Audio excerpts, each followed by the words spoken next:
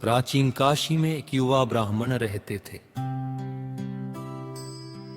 उनका दिन किसी गणना से नहीं बल्कि श्रीमद् भागवत के रस से चलता था। घाट की सीढ़ियां, गंगा की धारा और भागवत, बस यही उनका संसार था।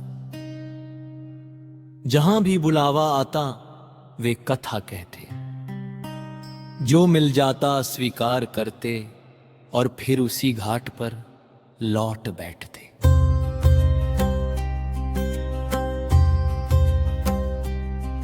मानो दुनिया से उनका कोई संबंध ही ना हो, पर घर में चिंता थी, कथाओं से मिलता कितना है, घर कैसे चलेगा। विवाह हुआ, संतान भी हुई, पर ब्राह्मण का मन और भी गहरा डूब गया। अब भागवत केवल साधना नहीं, राण बन चुकी थी। घर की जिम्मेदारियां बढ़ती गईं, पर आए वही अनिश्चित। पत्नी ने प्यार से कहा, यदि आप अनुमति दें तो मैं कुछ काम कर लूं। ब्राह्मण ने मुस्कुरा कर सिर झुका दिया।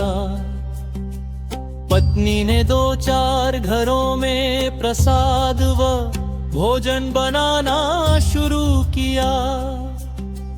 गृहस्थी जैसे तैसे चलती रही। दे संतों का आगमन,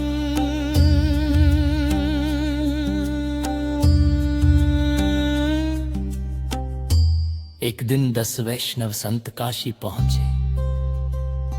उन्होंने पूछा,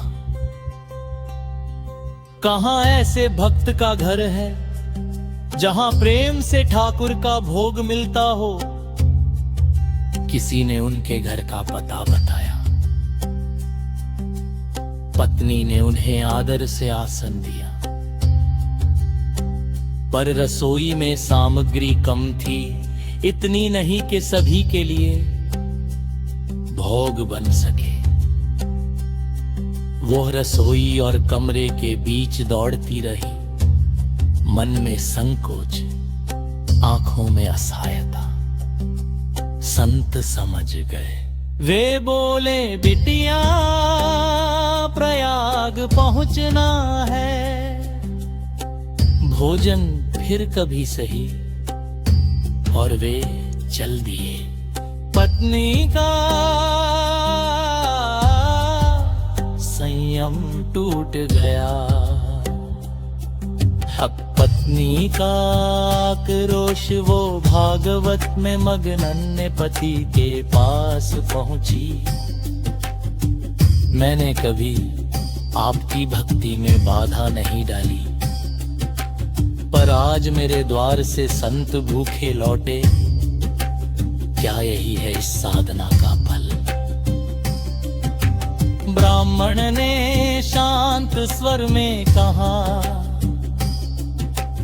आज तुम्हारे शब्दों में भी मुझे ठाकुर के संकेत दिखते हैं। पर पत्नी का हृदय भरा हुआ था। आज निर्णय कीजिए, भागवत या परिवार। ब्राह्मण मौन थे और फिर चुपचाप घर छोड़कर घाट की ओर चल दिए। एक मौन अतिथि का आगमन, उसी शाम द्वार पर एक सुंदर बालक आया। सिर पर टोकरी, चेहरे पर तेज, पर होंठ मौन। उसने इशारे से कागज मांगा और लिखा, आपके पति वर्षों से हमारे लिए कथा कर रहे हैं, कभी कुछ स्वीकार नहीं किया। ये उनका ही अधिकार है। पत्नी ने खोली रत्न सोना मणिया। उसकी आंखें विस्मय से फैल गईं और जैसे आया था वैसे ही पल भर में बालक ओझल हो गया। ही से पहचान का क्षण जब ब्राह्मण लौटे, पत्नी ने सब बताया। पर कागज अब खाली था, कुछ भी लिखा नहीं। पत्नी ने कहा, उस बालक ने पीत वस्त्र पहने थे, मोर पंख लगाए थे और गले में फूलों की माला थी।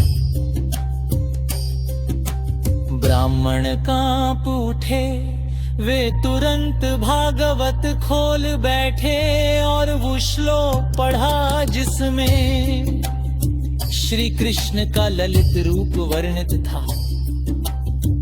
पत्नी बोली, हाँ वही रूप था, बिल्कुल वही। ब्राह्मण की आंखों से आंसू बहने लगे। वह कोई साधारण बालक नहीं था, स्वयं ठाकुर थे, हमारी परीक्षा लेने आए थे। धत निष्काम भक्ति का प्रतिफल। उस दिन ब्राह्मण ने जान लिया, निष्काम भक्ति में जो प्रेम होता है, उसका प्रतिदान कोई मनुष्य नहीं देता, स्वयं भगवान आते हैं। जय श्री कृष्ण।